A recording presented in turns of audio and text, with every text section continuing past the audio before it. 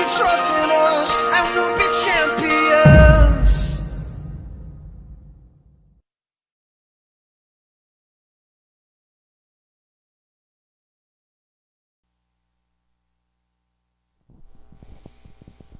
Muito boa noite a todos.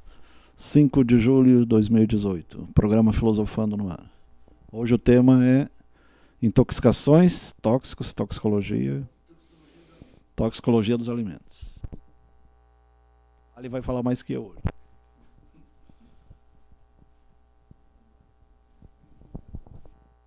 Ultimate, toxicologia dos alimentos, conceito de toxicologia, generalidades e especialidades, tá certo? Metanol e etanol. Lembrando que o metanol é o combustível que é usado geralmente nas corridas, é o ácido metanoico, e o etanol, aliás, o ácido metílico e o ácido etílico. O etanol é das bebidas. Alô.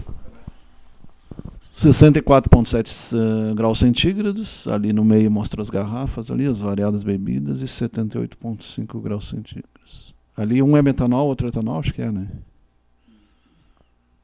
Essa é mais a área do rally. 30 de novembro de 2012. É 12 ou 13? Não, 15.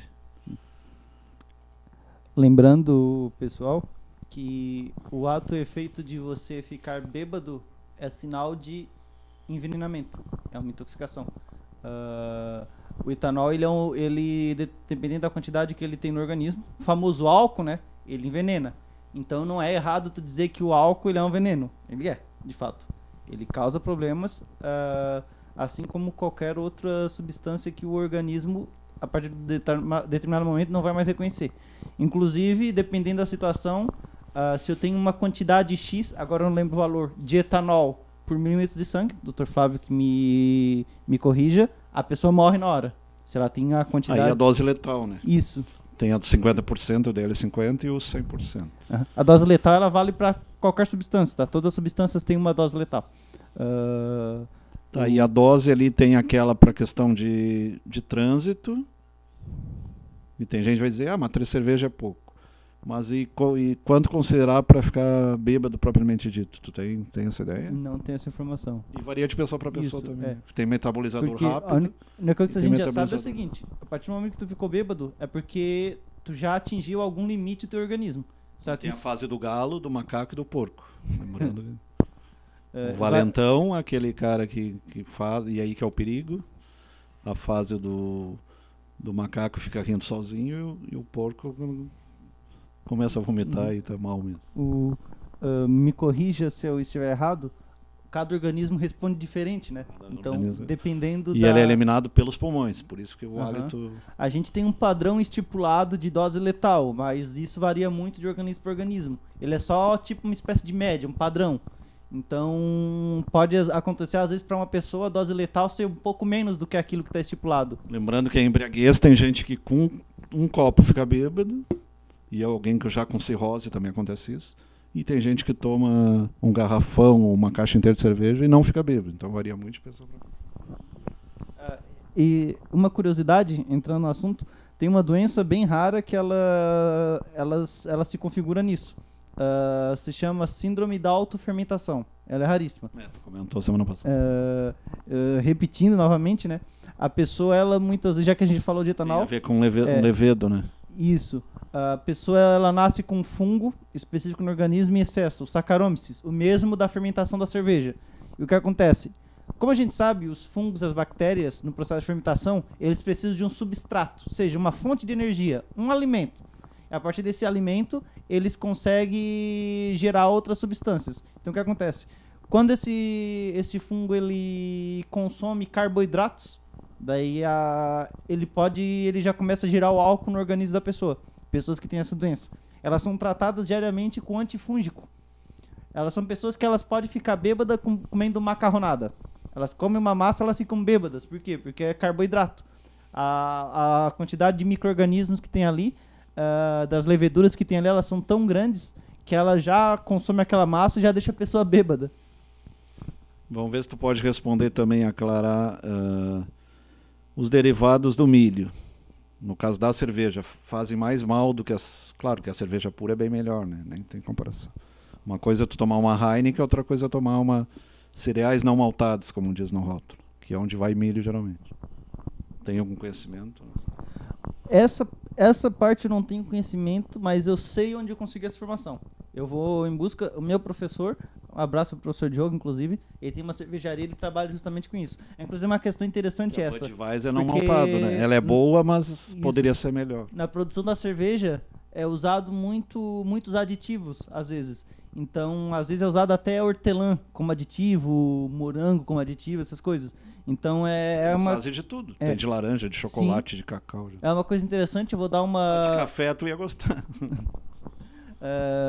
Inclusive, uma curiosidade, a cerveja mais cara do mundo é produzida por monge, por os monges. Para ter acesso a essa cerveja, a melhor cerveja do mundo, na verdade, né? Tem todo Tchecoslováquia tem as trapistas, eu acho que é das melhores.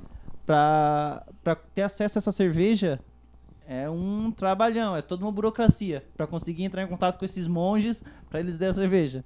As pessoas falam que monge é santinho, mas nem tanto, as monges bebem uma cervejinha. Mas ela começou lá no Egito, né? Isso. A cerveja, ela lá no Egito, ela tinha uma presença tão forte que na época várias metrópoles, cidades, elas eram criadas, elas surgiam em volta de cervejarias, porque é uma bebida muito consumida lá. Para eles era sinal de prestígio. Então, a cerveja na época, no Antigo Egito, ela movimentava toda uma indústria. A cerveja, ela não pode ser exagerada, mas ela em quantidades pequenas, geralmente considera-se que ela tem alguns efeitos benéficos. Tem estudos que dizem que ela faz bem. Tanto ela como o vinho. O vinho tinto, o vinho branco, eles estão tentando provar, mas eu não conheço nenhum estudo Isso, o vinho ainda. tinto principalmente. Então ali o metanol e o etanol. Lembrando que o metanol é para fazer os carros e às vezes em aviação civil também se usa, né? E o etanol seria mais a bebida.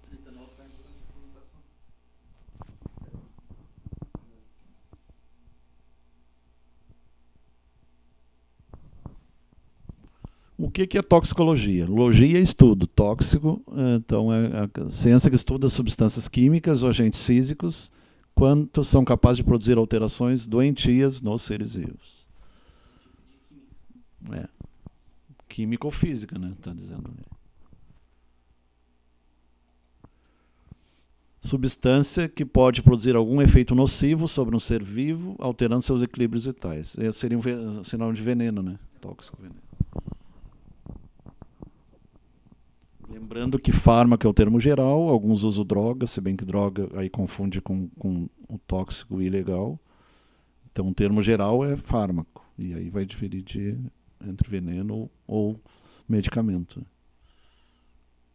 Apesar que o medicamento pode virar veneno e o veneno pode virar medicamento se falar em homeopatia e algumas outras. Existem basicamente 4, se não me engano. A toxicologia forense, ligada aos aspectos médico-legais, uso dos tóxicos daninhos ao homem e animais. Outro dia a gente comentou sobre intoxicações, mercúrio, chumbo, metais pesados, entraria nessa toxicologia forense. Plantas tóxicas. De maneira geral, a toxicologia forense é aquela que eles usam em casos de homicídio, policiais, em casos policiais, porque tem muitos crimes que são feitos por meio de envenenamento. Então tem essa toxicologia forense que ela serve para identificar que substância foi usada para isso levar posteriormente à solução do crime ou ao culpado daquilo. Então eles fazem essas análises. A toxicologia clínica, as enfermidades causadas relacionadas com substâncias tóxicas. Aí, por exemplo, tu pega o ferro em excesso é tóxico. Existe a hemocromatose e a hemosiderose, a doença de Wilson, que afeta o fígado e afeta o sistema nervoso também, dando até demência, causas de demência. E o excesso de alumínio leva ao mal de Alzheimer também. A toxicologia ambiental, o impacto dos contaminantes químicos no meio ambiente, causando... É o que aconteceu há 2 anos atrás, ou 3 já. Mariana lá. Até hoje contaminou, acabou com o Rio Doce, e contaminando 2 estados completamente, chegando até o mar. Delta Reboque. Nelly Tomás Alves, o índio. Delta Reboque Zolar. Rialdinho Bortolim. Vamos fazer a música a qualquer hora. Ana Lu Bernardo. Bel João. Paulo César Oliveira Cardoso. Realdinho já foi. Olá, boa noite pro Nério. Margarete Bertan. Jorge Cruz Pereira. O que ele é do outro Pereira lá, do Celso, do escritor? Mislaine Rabelo. Edelcio Sartor. Carlos Alexandre Michelin. Jack Machado. Michelin. Ah tá, Michelin, né? Michelin. É o mesmo dos pneus, né? E uns negócios de comida, né? Toxicologia alimentar. Estuda a natureza, fontes, formação de substâncias tóxicas em alimentos. Com as várias áreas de estudo, tóxicos endógenos, quando tem endo é dentro, exógeno é fora, bebidas alcoólicas e alergias alimentares. E aí tem uma pequena diferenciação entre intolerância alimentar e alergia alimentar. Intolerância à lactose, alergia à lactose. Intolerância à proteína também. Agora eu esqueci o nome. Proteína do leite, caseína. Tem alergia à caseína também. Lembrando que intoxicação alimentar é um tipo de envenenamento. Por isso que ela entra em toxicologia, estudo dos venenos e substâncias tóxicas. A partir do momento que tu sofre intoxicação alimentar... E a alergia seria a resposta do organismo perante esse antígeno. E a partir do momento que tu sofre uma intoxicação alimentar, é porque tu sofreu um envenenamento por conta de uma substância. Seja porque ela esteja contaminada com bactérias, esteja ostras, mariscos... Isso, esteja fora da validade, também acontece. Né? Embora curioso que tem algumas substâncias que mesmo depois da validade elas ainda têm o seu efeito. Alguns remédios. Eles têm... Teoricamente até 4 ou 6 meses, mas Foi geralmente feito não. Eu vi isso numa apresentação. Um cara, ele era bioquímico, biofarmacêutico. Uma coisa que eu nunca entendi é o queijo Roquefort. É o Roquefort, né? Aquele que é todo podre. E como é que não faz mal? Só de olhar para ele já é uma coisa repugnante. Eu não como. O queijo, ele é uma substância, ele é um alimento pesado. É o Roquefort. Então, ele... inclusive é engraçado que até em jogo de videogame, queijo geralmente ele tira a vida. Quando tu come queijo no jogo de videogame, em vez de tu recuperar a vida, ele tira a vida. Então, mas é uma boa fonte de cálcio. Né? Isso. É porque alguns queijos, eles têm um processo diferenciado que eles tratam. Daí, dependendo do organismo, vai ter um efeito diferente. A ricota é melhor para a saúde, mas a ricota, em 3 dias, ela está estragada.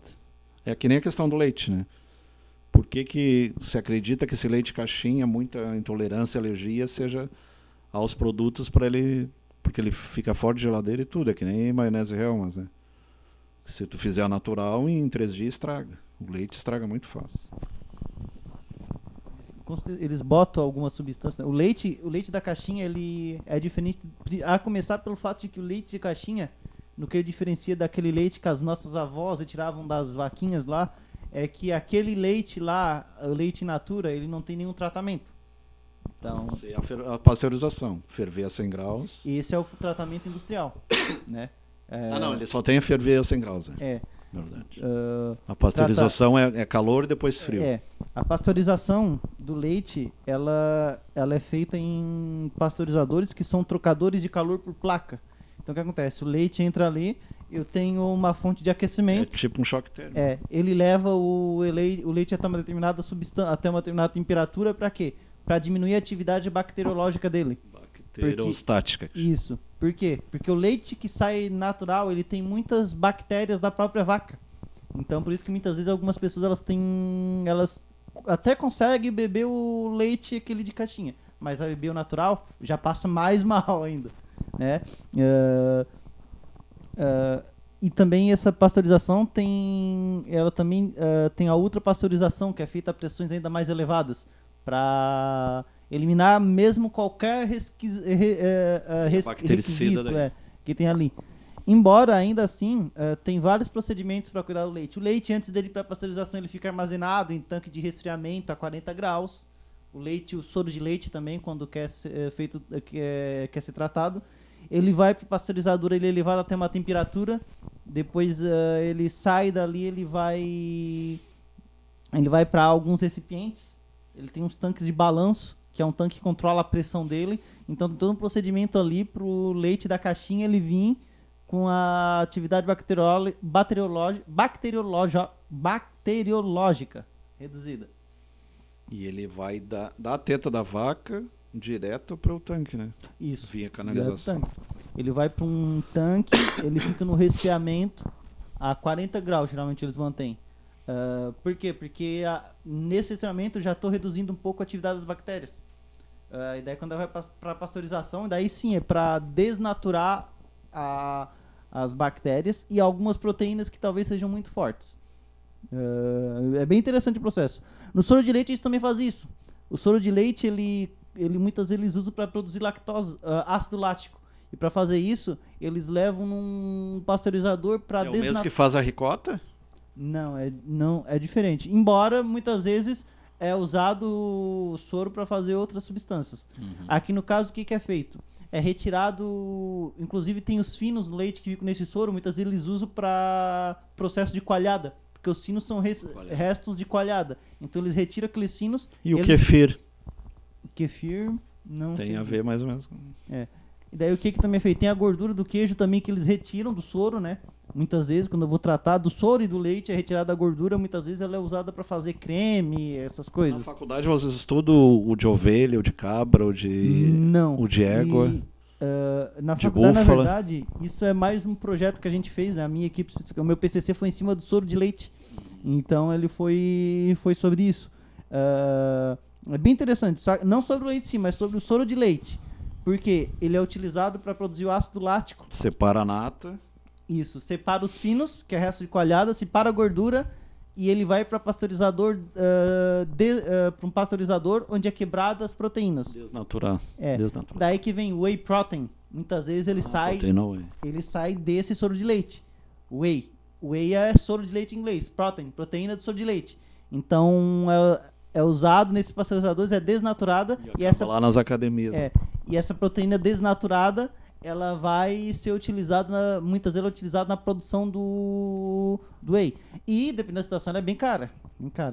E também tem um outro processo que dá para fazer, que é separar a lactose residual, que ainda tem alguma lactose na quantidade de leite, de soro de queijo. E muitas vezes tu recupera essa lactose, e a lactose ela é vendida, às vezes, para a indústria, até para a indústria de cerveja, que às vezes eles usam. Tem uma cerveja que ela usa lactose, e é carinha. E é bem interessante. Ela usa um pouco de lactose para dar um gosto. Não sei, não sei certo para que eles usam, mas é utilizado muitas vezes. Tem uma que é sem glúten, agora com lactose. Sim, eu nunca tinha visto. Tem uma que tem lactose. É específico, um tipo de cerveja específico que já é caracterizado por ser uma cerveja com lactose.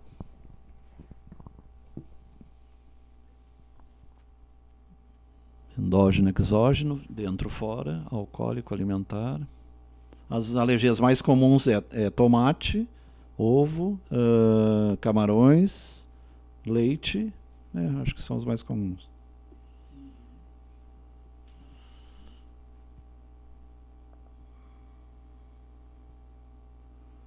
Alguns desastres tóxicos relacionados com a alimentação. Em 1956, estava nascendo o nosso amigo Mário Pereira.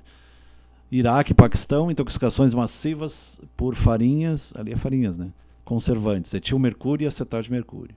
Outra intoxicação mercúrio teve no Japão, mas aí não tem a ver com alimentação, é outro tipo. Em 1960, na Holanda, enfermidade mantequila. Mantequila é margarina ou manteiga? Manteiga, né? Em 16.250 casos de intoxicação por uso de um emulsionante. Mantequila é manteiga.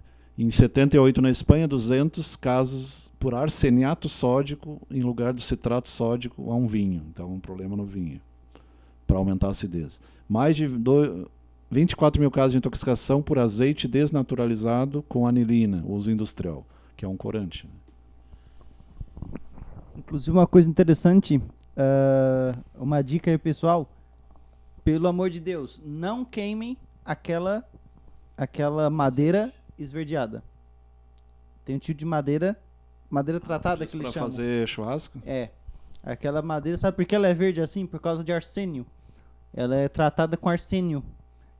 para evitar ataque do tempo e essas coisas. E o que acontece? Teve inclusive um caso aqui em Santa Catarina, não sei se foi em Tubarão ao certo, onde teve um caso de pessoas que morreram numa família porque eles botaram aquela madeira para queimar. O que acontece? Como ela tem arsênio, a hora que ela queimou, saiu nuvem venenosa da madeira com arsênio. Então aquela madeira verde, ela, sob hipótese alguma, vocês devem queimá-la, porque ela é perigosa. Então ela é utilizada para ser tratada.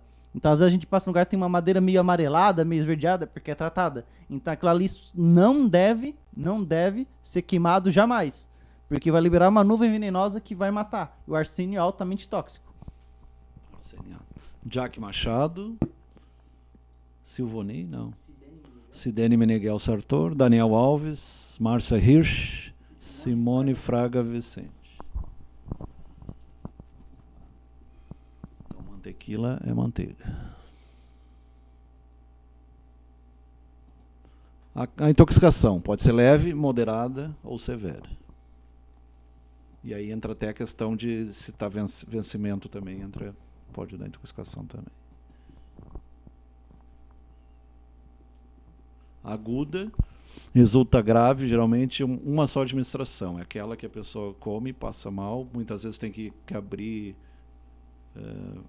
e fazer uma traqueostomia, porque ela não consegue nem respirar. Crônica, por absorção repetida. Recidivante, volta a aparecer depois de algum tempo.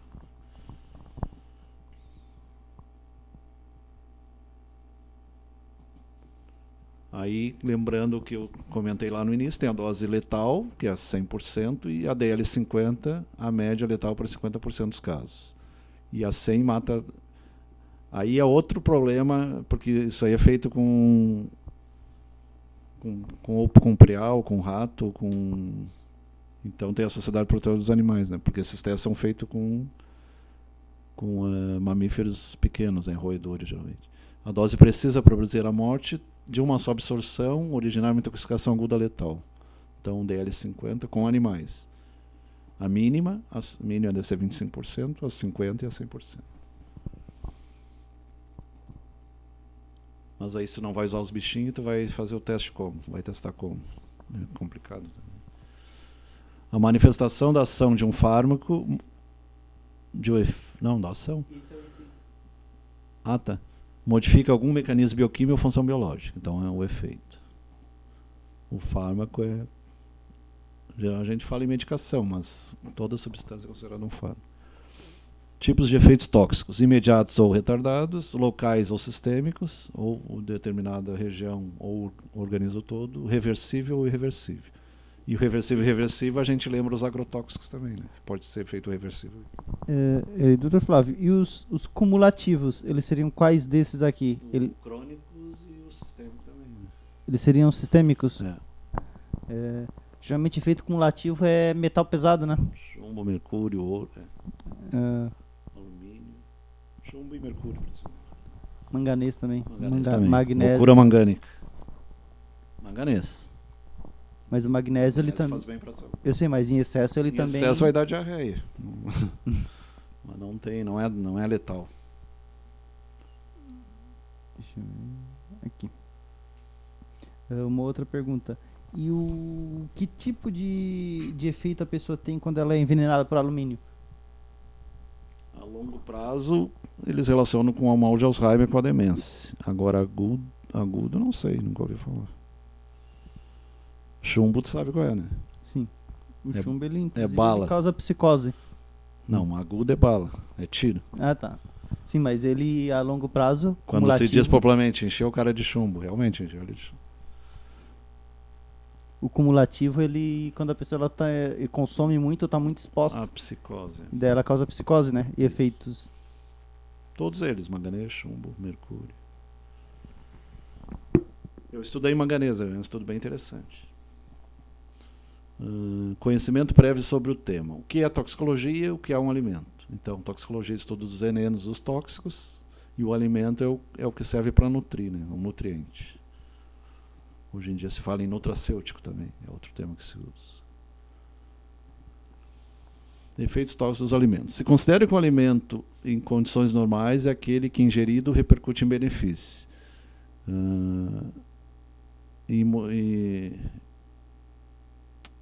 Ao contrário, um agente tóxico causará um efeito adverso ao organismo. Aquele mast ali que eu não entendi, eu não cliquei ali para ver o que era.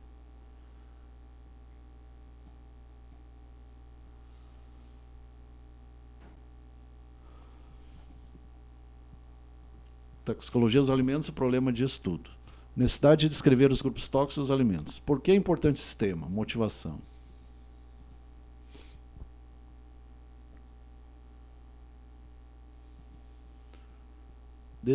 Objetivo: descrever os grupos tóxicos dos alimentos mediante a busca parcial, análise, a síntese da informação para assentar as bases, né, se fosse traduzir em português, num estudo de toxicologia.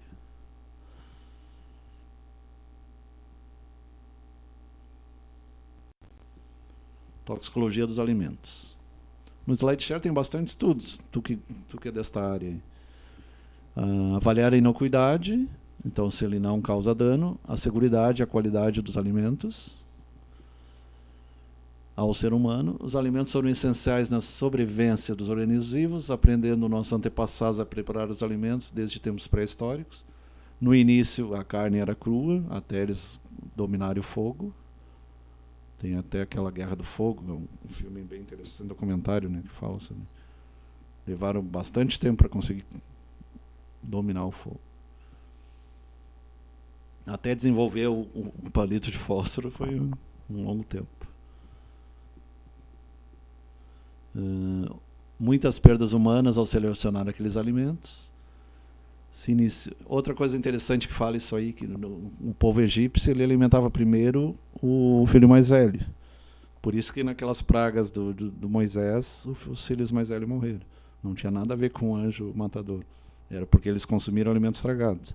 Lá foi uma sequência de eventos explicados cientificamente. Todas as 7 pragas são explicadas, desde a maré vermelha até a morte dos primeiros símios.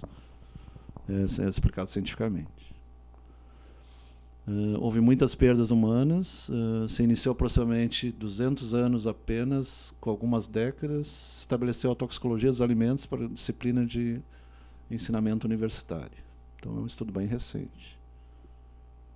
A ciência tem 200 anos também, né? Começou lá na época do Iluminismo, ano 1700 para cá. Evolução da disponibilidade dos alimentos. O que aconteceu? A população começou a aumentar até os 1900, era 1 milhão no máximo.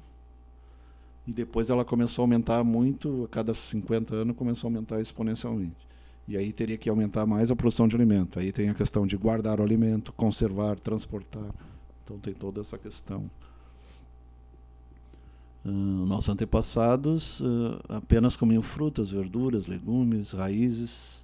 Depois começaram a comer carne. Se diz que o crescimento do cérebro se deveu ao comer carne, então aqueles que defendem o vegetarianismo, se eles estudar a história, vão ver que a carne é importante, tu não pode abrir mão totalmente, pelo menos no primeiro momento. Sementes, raízes silvestres, raízes, nozes, insetos, mel, animais pequenos, na Ásia eles usam muito gafanhoto, animais pequenos. Eles comem de tudo, né? Formiga, tudo. Capturados pela própria mão. Por sua vez, foram capazes de ir selecionando e desejando espécies vegetais pelo método empírico de ensaio e erro. Leopold Andrei, 1973, e Linner, 1980. Ensaio e erro, tentativa e erro. Desejando. Aproximadamente faz 2 milhões de anos. Não, mas dá para ler.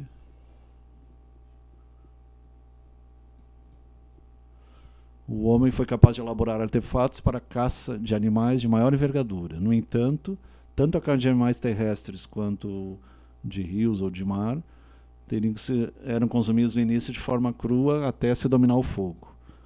E aí ali mostra os preparos da antiguidade. Aí não vai dar para ler.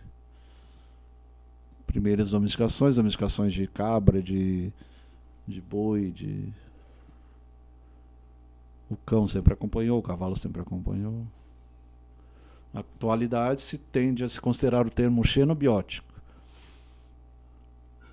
Isso conceito de qualquer substância de fora, exógena ou estranho ao organismo, que traz sua interação, pode originar um efeito nocivo. E tem o xeno-hormônio também, que seria um hormônio de fora. E ali mostra peixes, mariscos, intoxicações por alguns tipos de peixe, mariscos. Letal tem o baiacu, né? Tem que ser preparado de maneira especial para não matar.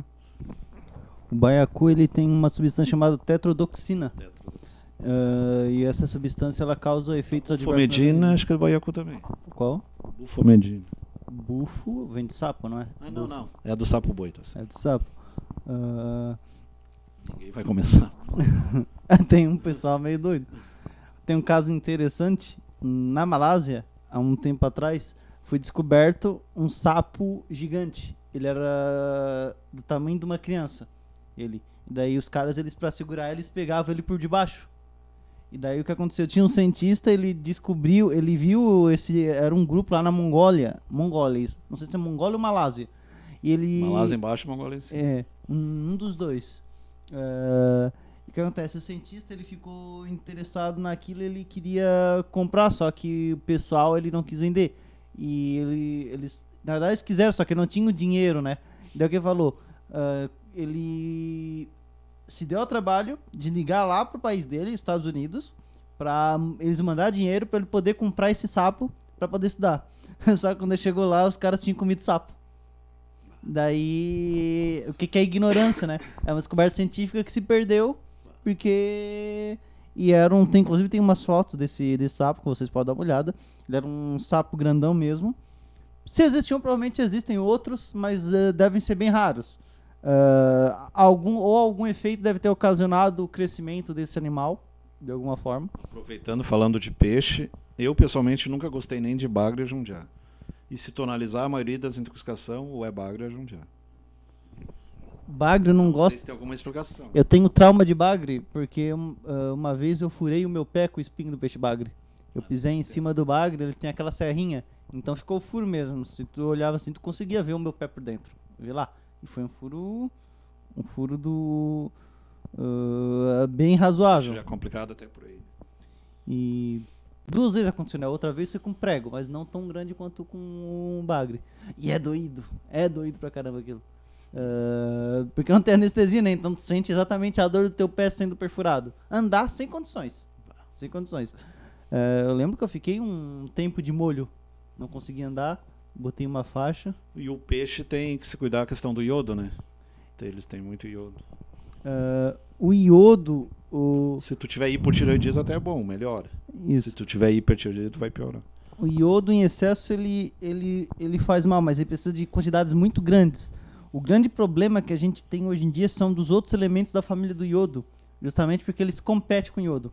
E entra isso em intoxicação alimentar, porque boa parte desses elementos que são os compostos halogenados, que a gente chama, eles mercúrio são... cromo? Cloro, essas coisas, eles vêm dos agrotóxicos. Então, o que acontece? Então, eu já falei isso várias vezes. Organoclorado e organofosfato. Já falei várias vezes, eu vou falar de novo.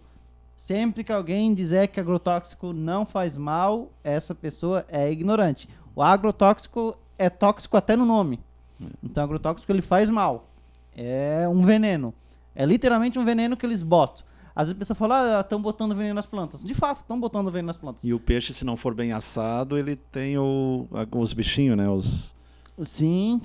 Fungos e... Tem até vermes parasitas, e alguns peixes. vermes parasitas. Teve um a caso, corvina, né? Corvina tem que ser bem assada. Teve um caso de uma pessoa lá num restaurante que ela foi lá e a hora que ela recebeu o peixe, estava cheio de verme. O peixe assado que ela mandou. Por quê? Foi maltratado. É que nem o fígado, né? Isso. O fígado é bom, mas tem que ver se ele não está contaminado também. Isso. Pela filariose. Filária é triste. Não tem cura ainda, né? Então... E a mesma coisa, carne do porco assar bem por causa da larva da solitária. Isso. Tanto a neurocisticercose, né?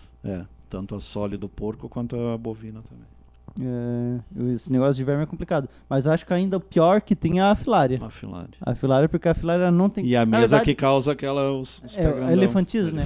Ela, na verdade, me confirma-se essa informação. Ela tem cura no estágio inicial. Quando tu descobre ela cedo. Tem uma medicação que se usa, não lembro o nome agora. Mas não sei se tem no SUS também. Mas se chegar muito tarde, não tem condições. Tem uma mulher na Vila Rica que tem, nem cirurgia plástica não adianta. Isso, e é complicado. Na verdade, não é a filária em si o problema é uma bactéria que tem na filária. Inclusive, na Alemanha estão fazendo estudo. Eles estão usando uma substância para tentar matar as bactérias que ficam na filária. Matando essas bactérias, matam as filárias, porque elas têm um cooperativismo ali.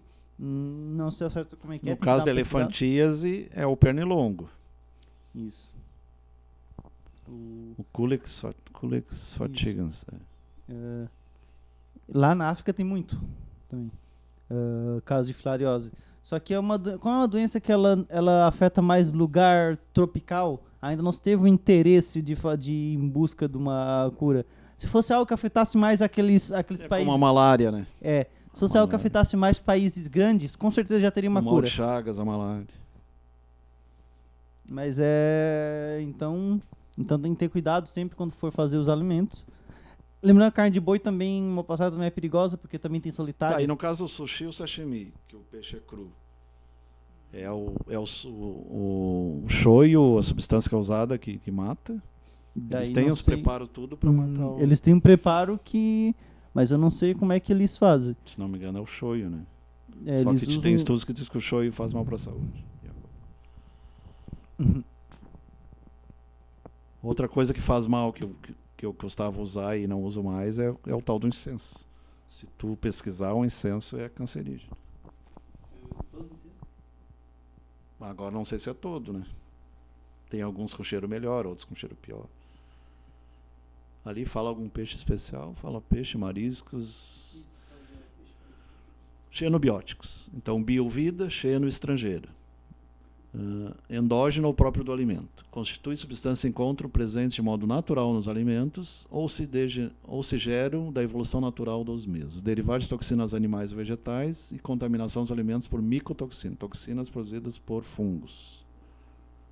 É o que tu falou da bactéria lá da filária? Não, lá é uma bactéria mesmo, não é o fungo. Que contamina. A micotoxina, ela geralmente é um termo que a gente usa muito, principalmente para se referir aos cogumelos. Ao cogumelo. Porque o cogumelo tem o champignon, mas o cogumelo é algo perigosíssimo porque ele não tem um padrão. Tem cogumelo que tu não tem como saber se ele é venenoso ou não. Só tem a manita que tem a... Como é que é o nome? A muscária é o mais famosa. Muscária. E tem a faloides que é tóxica. Aquela vermelha e preta. Mas a manita muscária, ela também é tóxica. De onde é feita o buscopan. Ela é tóxica, mas não no mesmo nível que a outra manita. Moscada? Não tem nada a ver, né?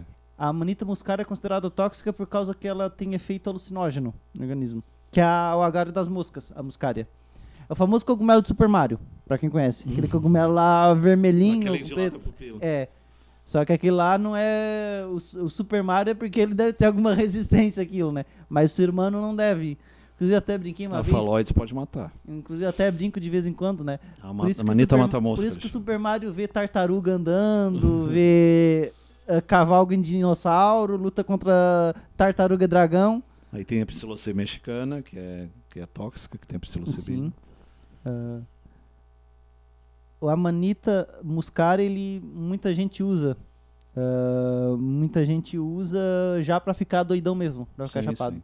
Pra fazer chá, né? Chá de cogumelo. E tem o chá de cogumelos. O chá de cogumelos, ele é uma faca de dois gumes, pelo seguinte. Ele numa quantidade pequena ele é saudável. Tu tomou um pouquinho a mais, já se torna tóxico. A mesma coisa, a ayahuasca, né? Vômitos, cólicas. A ayahuasca é mistura de várias. Isso. Tem a armina, então tem o cipó, o Bacterococcus caapi, tem a chacrona, que eles chamam, é uma mistura de 2, 3 substâncias.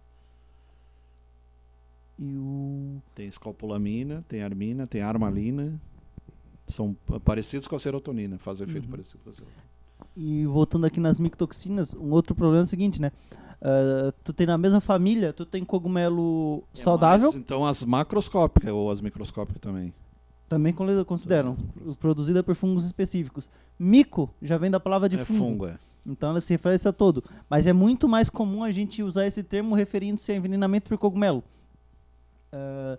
Pelo Teve menos uma em série do House interessante, que a freira dizia que via Jesus e tudo, e o House, como ele vai a fundo, ele descobriu que eles faziam chá de um cogumelo no mosteiro, por isso que ela alucinava. Isso é interessante. Sim, e é interessante porque o cogumelo é aquela coisa, é a faca de dois gumes. Ele até uma quantidade pequena, ele é saudável, mas tu passou daquilo, ele já se torna tóxico, né? Então, daí ele pode causar alucinação. Lembrando que o champignon e aqueles outros 3 que eu não lembro o nome, aqueles pode comer à vontade, eles Isso. não tem problema. Embora que tem o gosto no seja mercado, bem ruim. que tem no mercado. Agora, se comprar pela internet é complicado. Embora o gosto é bem ruim daquilo. Eu não gosto muito do gosto de champignon. Dele puro assim, não. Tem uns grandão escuro, é mais ou menos. Tem uns cogumelos que eles são estranhos. Tem uns que são... São boas fontes de proteína. Isso. E tem outros que eles são mais complicados. Então, muita gente acha que, às vezes aprende na escola, porque tem cogumelo comestível. Já acha que pode sair na rua catando o primeiro cogumelo que vê e botar na panela. Não é bem assim. Tem que ter algum conhecimento. Por isso que eu falo, o cogumelo é muito perigoso. Então, só confie nos que tu compra em supermercado. Porque aqueles lá, por vezes, eles já são aprovados. Mas esses que tu acha por aí, ou se alguém oferecer para você na rua, você também não... a menos que você conheça a empresa que está vendendo, ver se realmente é confiável, não compre, porque cogumelo é uma coisa complicada. Tem muita cara da cultura popular, né? Aquele cogumelo gigante lá do japonês. Eu, pessoalmente, não conheço nenhum estudo a respeito daquilo lá. Combate câncer, combate não sei o quê. Quando diz que é bom para tudo, desconfia, né? Não existe bom para tudo. É panaceia, como diz no grego. Talvez ele não seja tóxico, mas não sabe se ele é bom para tudo. Só que tem uns que as pessoas confundem, porque eles são muito parecidos, né? Bolso do japonês que descobriu. É muito parecido. Tu pega aqueles cogumelos lá da família do Anjo da Morte. É um tipo de cogumelo que já diz que ele é assassino, ele mata. Os cogumelos da família do Anjo da Morte, eles são muito parecidos entre si. Então, pra te a falóides e a mata-mosca são parecidos. Isso. A muscária Os amanitas, eles são parecidos. Assim, o muscária é o agário das moscas, mas tem outros ali da família que eles são muito parecidos. Às vezes eu dou uma pesquisada porque é interessante dar uma pesquisada nisso, porque o cogumelo, ele, embora talvez ele não seja usado para ser comestível, muitas vezes ele é utilizado como fonte de remédio, né? Alguns, né? Sim. Então é interessante, quimicamente falando, dar uma pesquisada nisso. Mas tem que ter cuidado. Tem o fungo do centeio, não sei se já ouviu falar, Claviceps purpúrea. Foi de onde foi extraído o ácido lisérgico, e a partir do ácido lisérgico, o Hoffman fez o ácido, o LSD, né? Dietilamida do ácido lisérgico. Então, substância lisérgica do LSD, se refere ao LSD. E se refere a cogumelo. Começou com um fungo. E tinha contaminações, aí fazendo um link com religião, nos mistérios de Eleusis no Egito e na Grécia, Tebas, contaminação por fungo. Pode ser. Naquelas cerimônias religiosas. Porque na época não tinha conhecimento. Né? Cogumelo do centeio, do trigo. Do centeio. Na época não tinha conhecimento e usa aquilo ali. Por isso que tinha uns que tomavam cerveja e passavam mal, podia até matar, dependendo. Uma coisa interessante sobre o Amanita muscaria é que ele é considerado venenoso, mas ele não mata. É muito raro o caso de gente que morreu por ele, geralmente pelo consumo em excesso. Mas por que ele é considerado venenoso? Porque ele tem aquela substância alucinógena ali dele, muitas vezes. Daí varia muito, mas geralmente separa, né? Tu tem o cogumelo alucinógeno, o cogumelo comestível e o cogumelo mortal. Um deles é a escopolamina. Isso.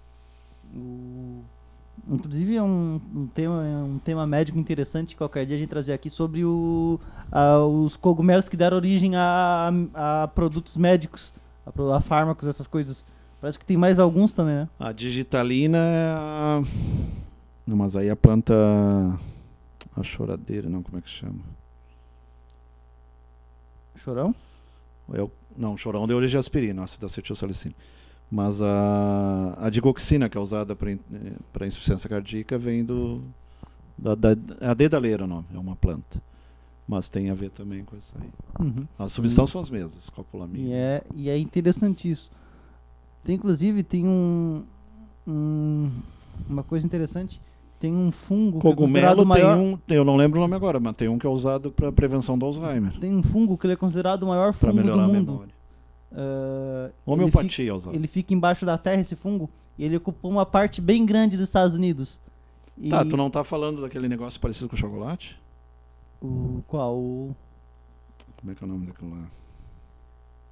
É parente do fungo. Trufa. Trufa? Por isso que ela é cara. Uhum. E é boa. Não é desse que tu tá falando? Não é desse. É uma espécie de fungo que ele gera vários chapéus. Vários chapéus, vários cogumelos. Só que tudo faz parte de um organismo só. E ele ocupa um quarteirão gigantesco. É interessante. Eu vou trazer o nome aqui no próximo programa. Porque, hoje já encerrou e a gente vai ter que encerrar aqui. A gente vai continuar no próximo programa.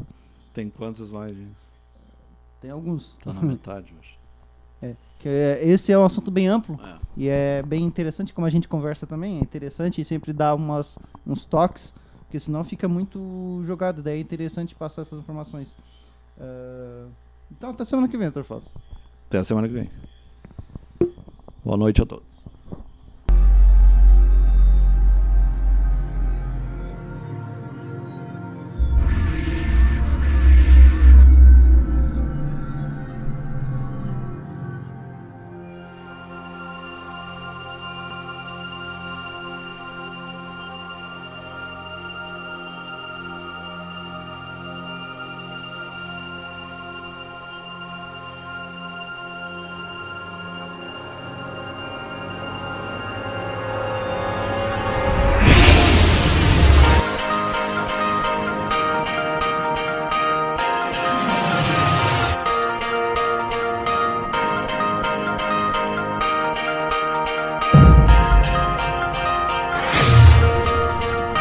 So put your trust in us and we'll